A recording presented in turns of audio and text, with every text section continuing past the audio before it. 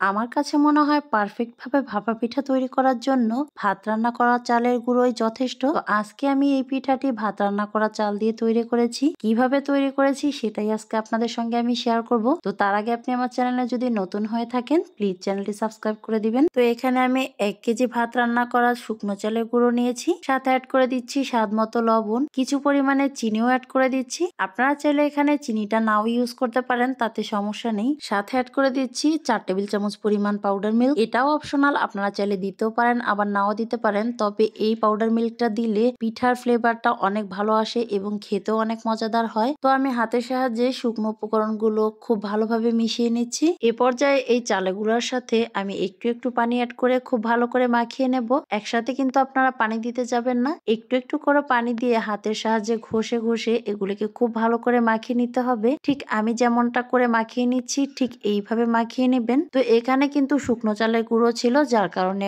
বেশ খানিকটা পানি লেগেছে। ঠিক এমন একটা পর্যায়ে আপনারা বুঝে নেবেন যে চালের গুঁড়াটা আপনারা পারফেক্ট ভাবে রেডি করতে পেরেছেন। কিছুটা চালের গুঁড়ো হাত দিয়ে মুঠ করে রাখার পরে যদি দেখেন এইভাবে দলা পেকে গেছে এবং দলাটা ঠিক এইভাবে ভেঙে যাচ্ছে, তাহলে আপনারা বুঝে নেবেন যে এটা পারফেক্ট ভাবে রেডি হয়েছে। তো এই চালের গুঁড়োকে আমি আধা ঘন্টার মতো রেস্টে রেখেছিলাম। তো আধা ঘন্টা পরে আমি এগুলোকে একটি চালনির সাহায্যে চেলে নেব।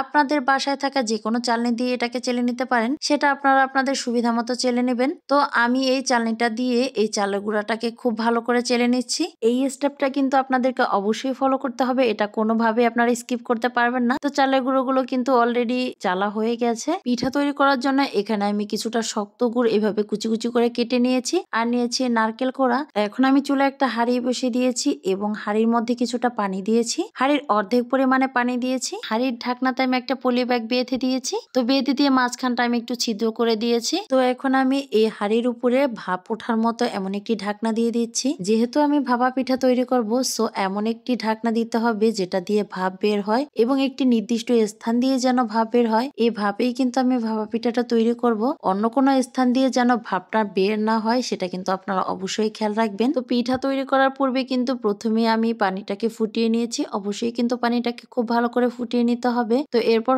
আমি পিঠাটি তৈরি করে নিচ্ছি। প্রথমেই কিছুটা চালের গুঁড়ো দিয়ে, এরপর নারিকেল এবং গুড়ের লেয়ার দিয়ে, এরপর আমি আবার চালের গুঁড়ো দিয়ে দিচ্ছি। এটা আপনারা আপনাদের পছন্দ মতো করে নিতে পারেন। পিঠাতে মিষ্টি এবং নারিকেলের পরিমাণটা আপনারা আপনাদের পছন্দ মতো দিবেন এবং পিঠার সাইজটাও আপনারা নিজেরাই নির্ধারণ করবেন যে আপনারা কোন সাইজের পিঠা তৈরি করবেন। তো আমার এই পিঠাটি তৈরি করা হয়ে গেছে। এ পর্যায়ে আমি একটি নেট দিয়ে এটাকে ভালো করে মুড়িয়ে নিচ্ছি। ঢাকনার যে অংশ দিয়ে ভাপ বের হয় এই অংশের উপরে আমি পিঠাটি দিয়ে দিচ্ছি। যে পাত্রে পিঠাটি তৈরি করেছি এটাকে অবশ্যই সরিয়ে ফেলতে হবে। এরপর পিঠাটিকে ঢাকনা দিয়ে ঢেকে জাস্ট 2 মিনিট আমি অপেক্ষা করব। চুলার হিট এ পর্যায়ে কিন্তু মিডিয়ামে রাখতে হবে। তো এরই মধ্যে কিন্তু আমার এই পিঠাটি পারফেক্ট ভাবে ভাপ দেওয়া হয়ে গেছে। তো এই পিঠাটিকে আমি তুলে নিচ্ছি। আপনাদেরকে একটু দেখিয়ে দিচ্ছি পিঠাটি কেমন ভাবে তৈরি হয়েছে। পিঠাটি দেখতে কেমন হয়েছে আপনারাই কমেন্ট করে জানান। আর এটা খেতে কিন্তু অসম্ভব মজাদার হয়েছিল, এতটা সফট ছিল পিঠাটি কি আর বলবো আপনাদেরকে। আর এই পিঠাগুলো কিন্তু আপনারা অনেকগুলো তৈরি করে একসাথে রেখে দিতে পারেন এবং খাওয়ার কিছুক্ষণ পড়বে জাস্ট একটু ভাপ দিয়ে নিলেই চলবে। তো আজকের এই ভাপা পিঠার রেসিপিটি অবশ্যই কিন্তু আপনারা বাসায় ট্রাই করবেন। আশা করি আপনাদের অনেক অনেক ভালো লাগবে। তো আজকে এ পর্যন্তই। ভালো থাকুন, সুস্থ থাকুন। আল্লাহ হাফেজ।